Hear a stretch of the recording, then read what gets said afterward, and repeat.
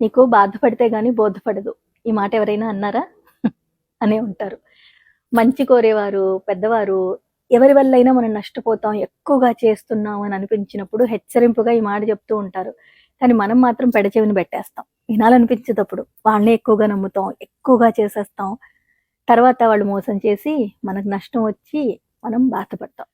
మీరు బాధపడుతున్నారా? కొంచెమైనా బోధపడిందా? అయితే జాగ్రత్త పడండి. యెస్, ఇకనైనా జాగ్రత్త పడాలి కదా!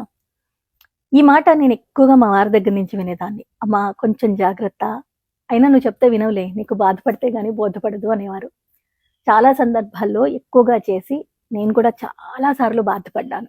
కానీ జాగ్రత్త పడడం అలవాటు చేసుకున్నప్పటి నుంచి బాధపడడం తగ్గింది. యెస్, అందుకే ఆ జాగ్రత్త మీకు చెప్పాలనిపించింది మాటే మంత్రంగా. నమ్మడంలో తప్పు లేదు, నమ్మకం లేనిది జీవితం లేదు. కానీ జాగ్రత్త పడుతూ ఏది ఎంతవరకు చేయాలో అంతవరకే చెయ్యాలి.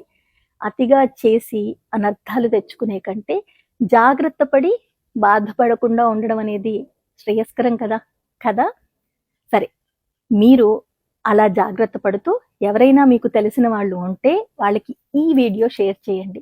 ఎంతో కొంత జాగ్రత్త పడతారు కదా, తెలుసుకుంటారు కదా కదా